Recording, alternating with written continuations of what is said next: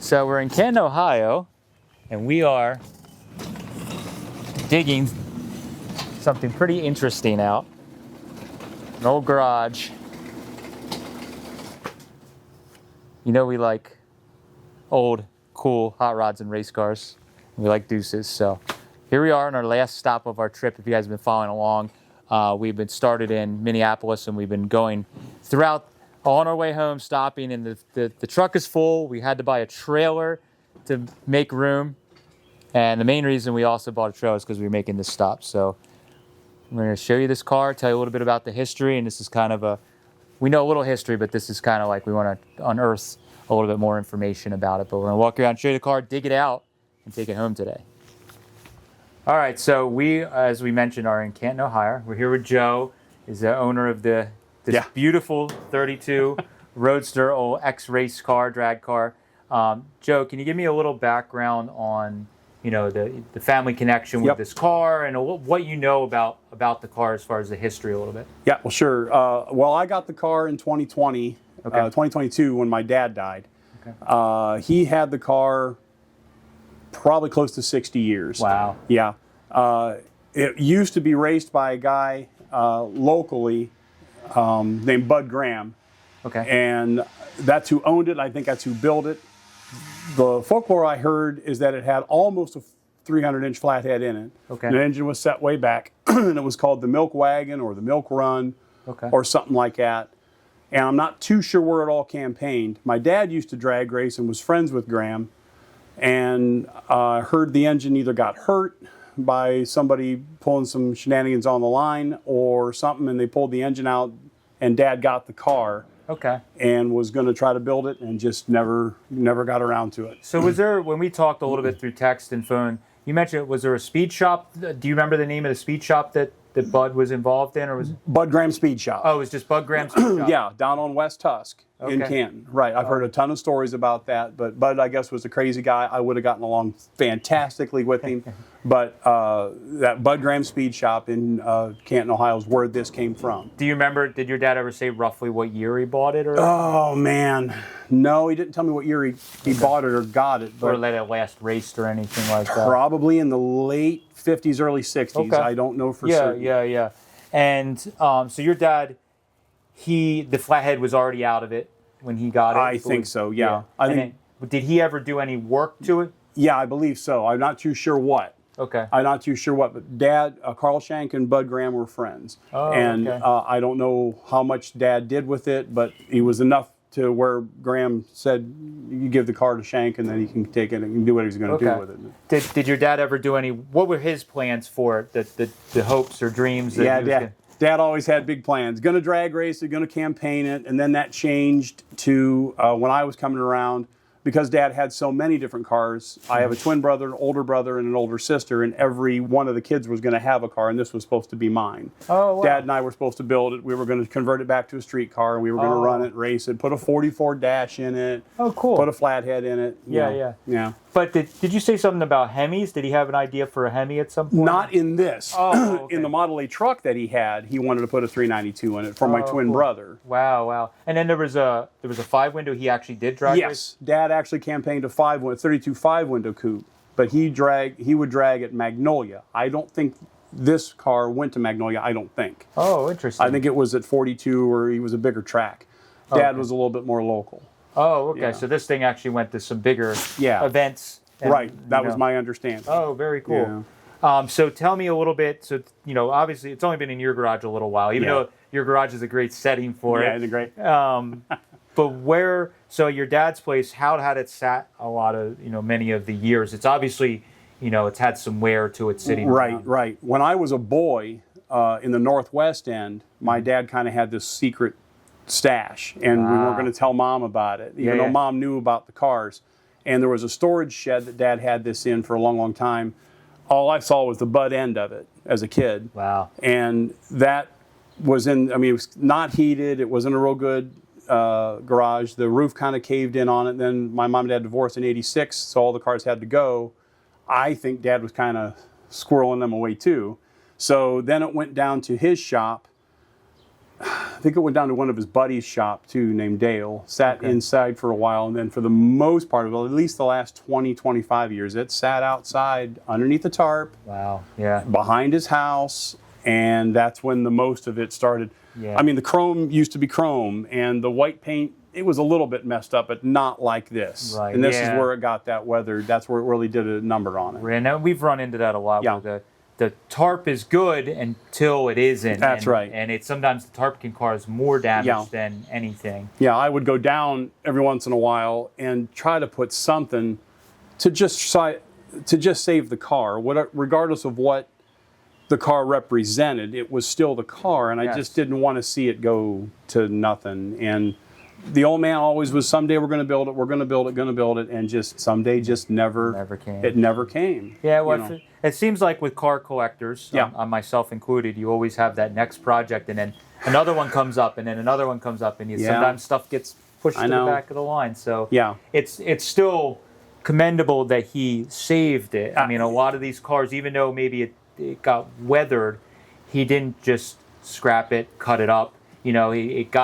It's still, it needs some work, but it got saved, and that's what's important. At least that. I mean, there was an episode I watched where you had said that, and that took a lot off of me, because there was some resentment that I carried, because he had so many projects. My God, just start with one, sell the other ones, whatever, put the money from that into one, and he just never did. But I wouldn't be sitting here now with it if he would have possibly. That's right. Yeah, and that's the part that was his. That's how he did it. Yeah. That's just how he did it. Yeah. So we can, on the flip side, we can be thankful that he held into it, because a lot of these cars, this car survived through so many trends and times. And when this car wasn't worth anything, at some point, it could have easily just got scrapped or cut up for parts. Yep. And then it made it through the street rod phase, where it could have easily been cut up and turned into a ZZ Top car. I was just going to say that. It turned into Billy Beard, and then nothing against them. Right.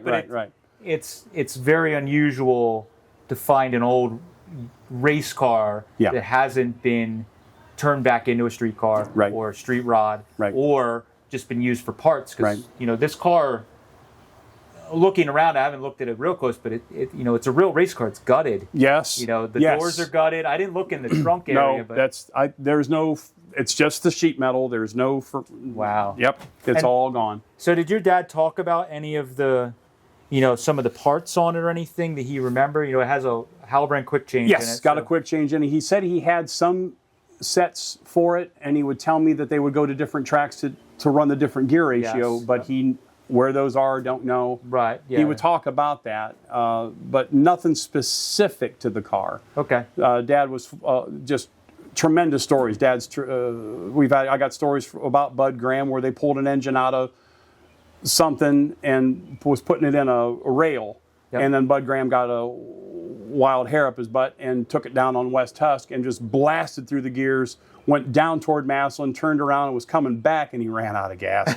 And then the cops got him there. There was a thing in the newspaper. I haven't found that. Stuff like that, Dad would tell me, but nothing specific to the car. Right. I know that there was, Dad had a deal a while ago, probably in the 70s, with Ford, and he had some brand new casting 69 Boss heads. Whoa. Yeah, and he cut them. But he was doing some cool stuff with them. But Ford was going to pull funding. They were going to do something with the car. And somewhere there's a picture, my sister might have it, where it's a brand new 69 or 70 Boss 302 sitting in this. Like mocked up in it? Yes. No kidding. Yeah, I don't, it's probably just one of those old, Polaroid, or not Polaroid, but the funny square picture. Well, if she ever comes across it, I'll get a hold of Becky and see if I can send that to you. Yeah. But when nothing was bolted in, it was just mocked up to show Ford, hey, we're doing something with it. Because Dad had business back then of DNS endurance product. Okay. Him and a gentleman named Jim Doan over on Maple Avenue. And what was the business? Hot rods. Oh. Yeah.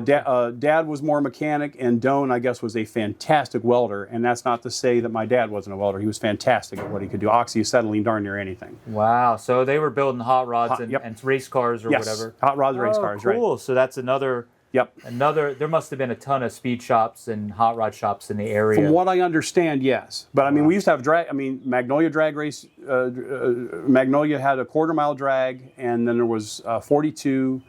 But we had Midville Speedway, which is a round track, Canton Motor Speedway. We had a lot of racing, and Dad and Jim Doan would build stock cars for them, and then Dad was always a gearhead, drag racer, digger, Yeah. Oh, that's cool. Right. So, we mentioned when we were talking on the phone and when we got here, there was a point at which you kind of, people always, this is one of the comments we get in videos a lot, like, why are you selling it, or why did you call us to come in? So at some point you kind of made a decision, after that. And what was your thought? How did you come across that? I appreciate you asking that. But so honestly, my dad and I, out of all of us kids, my dad and I probably were more aligned with the old school hot rod stuff. I got a twin brother. He's more Mopar. Nobody's perfect. And then my older brother, he does his own thing, and my sister, she likes the old big fat fender ones, which is great. I love that too. And Dad and I would watch your show a lot over in the house, and when you guys were tearing apart the front ends and stuff like that. And when I got the car, I realized it's too much for me. It just was. And I wanted to do something to it. And I wanted to pay homage to the old man, but then just one night, I got a call. I got to get a hold of Matt. So I just sent you an email, and because the connection between Dad and I, watching the show, and you, and I could watch what you guys were doing, this is the best shot for this thing, is to let somebody that can have the ability, the time, and I think you got the room for it now with the mill. Now I'm good. So it's the best shot for it because I have such a passion for the car. Get it out there, and I think it helps with me with the healing process of losing the old man, to make sure one of his cars go by. And then, like I say, one of the funniest things is just a few days after what I would consider sacrifice now, because it was hard to let that go. Oh yeah. Then I find that '46 Ford that came up on Marketplace out of the thin blue air. Yep. And my dad's first car was a '46 Ford sedan. That's what I got, and That's cool. And you're already having fun with it. Already having fun with it. It's breaking down a lot. I'm driving my twin brother crazy for it. But that's fun. It's fun. Down's fun. Making my twin brother mad is fun. Right. Right. That's so funny. Right. Yeah. So that's cool. That's a big thing that we try and talk about on the channel. It's like, and obviously you've taken some of that like finding a car that's better for what you want to do for the hobby. So you want something to drive on the street and have fun with soon, not something that's years of work. I can't do this. I just can't. I don't have the ability to do it. Right. I don't have a flathead. I know where I can get one. I don't have a transmission. I don't know how to put all them things together. And it needs some rust repair, which just a lot of welding, and I can't do that. I just can't. So I think a car like this is much like the DeLorean Roadster that I have. Where if you brace it up and you cut the sub rails out and you carefully weld them in, you can make a survivor car that's solid and safe. I would love nothing more to see it happen. So. That's the part of it that's really cool. So I guess the biggest thing for the channel and everything is if we can find any history about Bud Graham or this car running it, in the Canton area or the Midwest even. If anybody remembered that car, definitely send us a message or whatever. Definitely. But I really appreciate you giving us the chance. No, I appreciate you taking it. It's a tremendous thing. It really is. I can't wait to see what you're going to do. Well, we're going to fix it. Amen. And hopefully this thing's going to see the track again. That's the goal. I'll be there. I'll be there with bells on to watch it. That'll be great. Heck yeah. So now we got to get this thing. That's the fun part. Now we got to get it loaded. Yeah, we reminisce. Now we got to get it in the trailer. I gotcha. All right. Thanks, man. All right. So we got to get this thing out of here. Limited tools. Butter knife and a spoon. Butter knife and a spoon. Unfortunately, Joe had a break-in and some of his items got thieved, unfortunately. And he has limited tools. So we have to get this off the jack stands with no jack. Because remember, we flew in. Everybody talks crap. We flew in. We did not have a whole bag of tools. We don't have a crew of guys. Yes. So we got to get this off the jack stands. We figured out that it has a spool in it, so it's not going to turn super well. Roll and turn very easy. But it does have wheels that sort of resemble tires. Tires. This is the smooth. That is the drag slick version. This is my front drag slick. Yep. So we got to get this off. Then we're going to roll it. The alley's kind of tight, so we actually have the trailer out in the street. So we're trying to get this out here, get it rolled down. We may be able to use a vehicle to pull it out if we have to. We'll see how it rolls. Get it out on the street and try and get it up in that trailer. So there's a lot of hurdles here. We've also just bought that trailer and drove 400 miles here with it. With that trailer, and then we're gonna drive how many miles home? 600, I think. Whatever. It's always an adventure. It's nothing new. No. Luckily the front end's pretty light on this thing. Yeah, shouldn't be much time. And then the years before Magnaflux, the old man told me about this for years and years and years, and he would send. His dad was a Ford guy, and he would send connecting rods out to get X-rayed. Yep. You've heard of that? Yeah. You have X-rays? No. You do now. What? Dad's got a bunch of them. No way. Yeah, and I want you to have these two. There's reasons, but these ones. That's wild. I don't know if you can do anything with them. I hope you can, but. I'm gonna build a box. Yeah, I'm gonna build one for mine too. Yeah. But in the corner, Carl Graber, that was a customer. Yep. Dad's DNS Endurance Products. And 454 Ford was a 427, bored 30 over or 60 over, and then ran a 428 crank. And then there's the rods. Oh my God. And those are 427. They might be NASCAR rods. That's But wild. Carl Graber was a good friend. He lived in Orville, and he had a big farm, and he had wild dogs. And those dogs when Jeff and I were kids, the date on it? 73. Our birthday, March 23rd. Really? I was 2. Holy moly. Yeah, so Mom's making birthday cake for her twin boys, and my dad's getting X-rays done. He's X-raying rods. Did they have an X-ray machine in the shop? He did not. He sent these out to somebody. I don't know who. I would love to know who. That's pretty cool. An X-ray tech that worked at the There's hospital. gotta be something. There's an X-ray tech that did it in the side. Probably. Now, do these turn? Can we turn them down a little bit, or do you want to just lift and let it drop? I mean, I'm not that much of a hard ass. Wow. Oh, Jesus. Okay. Yeah, if you just want to grab it. Oh my God. Your back's limber. Go ahead. That was easy. See how much casters in the front axle? Yes, I did notice that. That's a drag club. Yeah, something Dad was talking about to put on the road. How the hell am I ever going to steer the son of a bitch? Yeah. Now this might be the bitch. Let Matt get between us. Okay.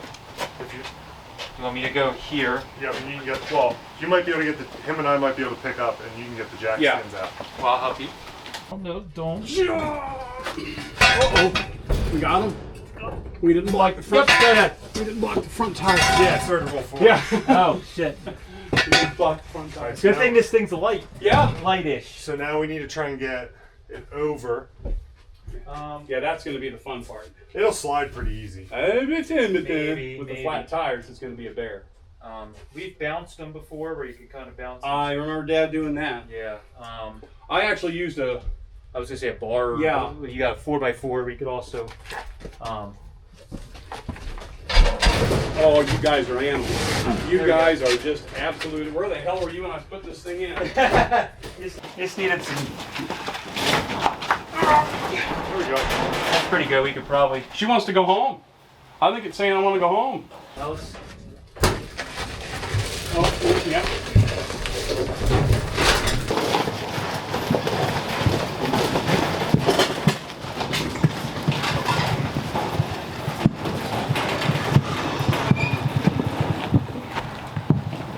Yeah, the tires being flat probably actually helps this pull. If we go straight, it's easy. Jump on top of the clutch.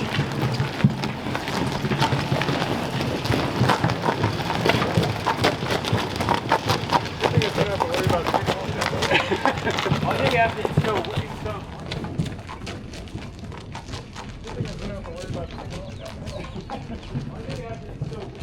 low.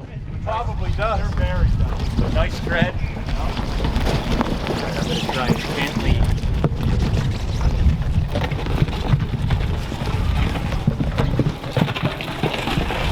Let's get into now. Come towards me if you want. Now, did we measure the back end? Make sure it's. Back end's narrower. Oh, right. So let's get warp. Hold on. Let's flip it up. And we could get the frame horns up on. Yep. And then we have the camera going? Yep. Double check that it's recording, please. You could always unload it and do it again. This is, yeah, this one we're not doing twice. All right. With your legs. Yep, you're good. You're good. Slippery. Yep. What, oh, hold on. We don't want to go too far if we want to use the fingers. So unless you want to try and just. We probably just pick it up. With 3 of us, we probably could. Yep. You guys picked it up last time, so Yeah, 3 of us so is going to be. The only thing we're gonna have to pick up twice because we're near the ladder bars and the trans mount. Come on. Oh boy. She's stuck on the mounts right now. Yeah, I think we're on the mounts now. Mike, you just lift up over there. Get it up over the thing and then we'll push. Ready? That's it. Now we're at the trans mount, so we're gonna have to go Okay, straight that's up. going to be the real bear. Well, no, we can probably do the same thing. Tilt one side, push. What are we tight against? We're tight again. Oh, we're too close. We can probably pick up and slide it, pick up and slide it. So what do you want to try and do? Pick up on the wheels, 2 of us, because that's going to help the suspension. Yep. Actually, this rear, I thought it was welded to the frame. It's not? I don't know. Oh, it's got this weird block. Yeah. Oh no, it's welded to the frame. It's bolted to the frame. Yeah. That suspension's not Doing anything. There's no suspension. That's job. just to probably keep the rear from shifting. Yeah. All right, so we can just pick up on the. And we'll just slide it enough to get the. Ready? Oh, amen, brother. Amen. All right, you want to slide it towards Yeah, me? just let it sit down. Yep. Let's sit on the frame. Excellent. Hold on a sec. Ready? Shit, guys. No, you're right. There we go, it's in. Oh, you guys are awesome. This thing's made for a 32.4. You guys are absolutely. That was a lot easier. Thank you for letting me even do that. That was awesome. All right, we'll probably get it all the way. I want to come this way a little bit. Yeah. Hold on a second. I just probably slide. Ready? There we go. Is that even on? Yep. Kind of?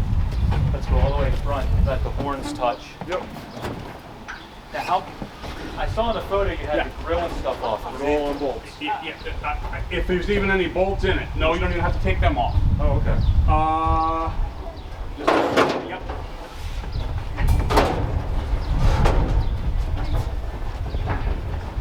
Take anything that's gonna fly out. I can't get all the way out, so you grab that. The wheels in the way. It's all right. Yep. Is this cow top unbolt or no? I have it. It will unbolt, but it's secured in pretty good. If it's secured, then we're good. Yeah, we're good. In the truck because it's so important for the car. Okay. Yep. I just hate to see it. Anything happen? The roads are kind of rough. That's the biggest projectile, I think. Yeah. Seat. I don't think that was campaigned with it, but I think No, my I old think man it's- cut it. Yeah. My old Same with man the made grill it. insert. It looks like it was. Well, no, that was. Okay. I think it was with the car. It's just so nice. It's hard to believe. When Dad got it, I think it had it. Okay. As far as I know, it had it. It's falling off. the fucking lead.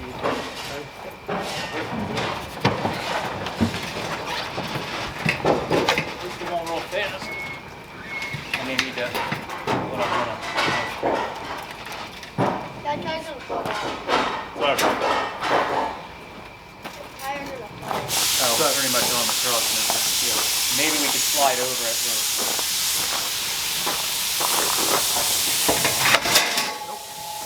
The ramp is still up. Okay. Ramp out of the way.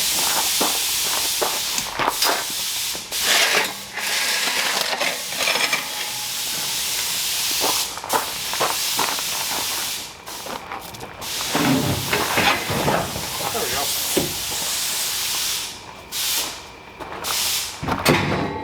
Now the problem is we're on that damn. I'll get it. I'll pick up on the front.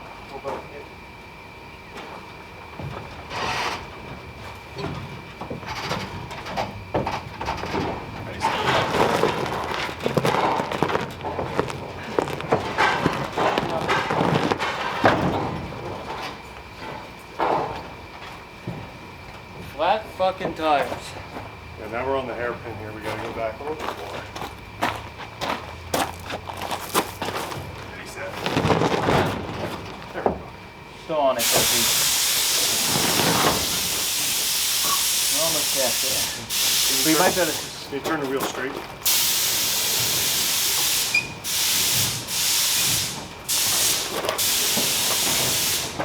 Right.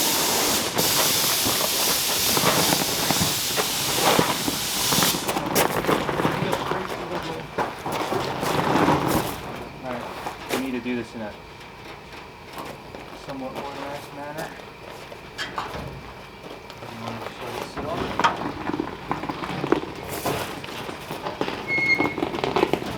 Give it a shot.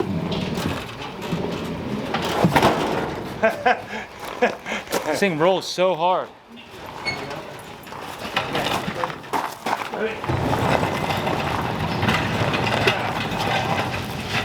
Oh, a whole lot easier. Jesus.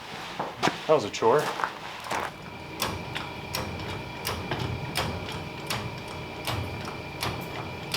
should be hopefully enough. It's not helpful with the moving of the.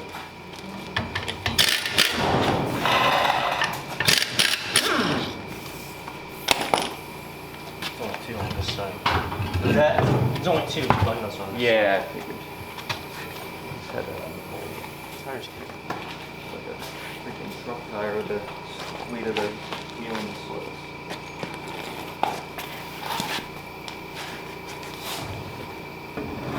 Hopefully it's bolt pattern. I need to check that. Oh, good. I just dawned on me, I was like, I hope that's not the small Ford pattern. Alright, I'm gonna drop it down. It's gotta look better now. Yeah. That's gotta go all the way down.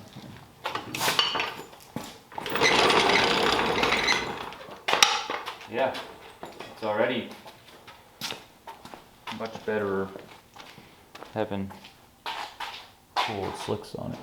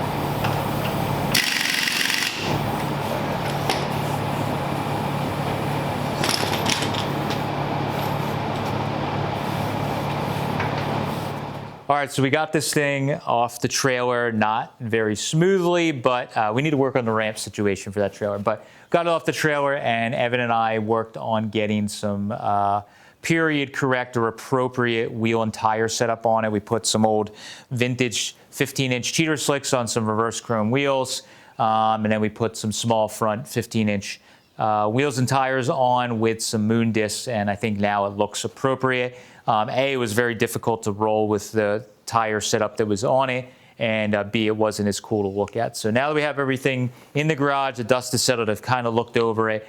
We know a couple of things. This thing has sat long enough that it's on the verge of being a problem, but we can repair it. So the frame, as always, the bottom lip on the frame, from sitting somewhere with moisture coming up from underneath of it, some of the edges of the frame there are crispy and they will need to be addressed or replaced or repaired. I've done that. I did that on the DeLorean car and a few, even the Schroll 5-window. We did that on as well. And if it's not too bad, you can usually just replace those a little bit and it's totally fine. The other thing is the floor and sub rails in the car definitely need some work. They are pretty crispy and will need to be replaced. Luckily, Brookville and some other companies, they produce those parts, so we can get some of those and save this car. And as always, that is the goal. Find these cars, save them, and get them put back out into use. So as far as use goes on this car, I think this car would be best to stay as a drag car or an old race car.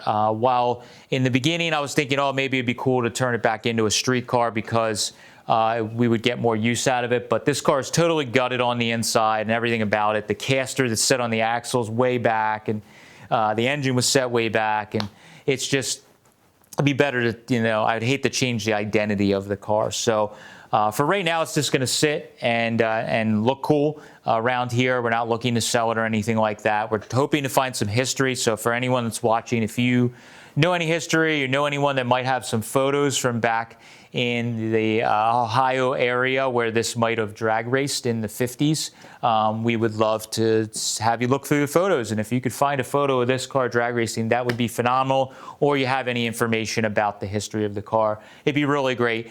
We definitely like gathering all of the photos and information and uncovering the past of all of these cars that we find. And this one, we have a good head start on having a little bit of the history as told through the generations. So that's all we have for this one. Appreciate you guys following along. Let us know what you think of this car and what you think we should do with the car. Thanks, guys. Catch you later.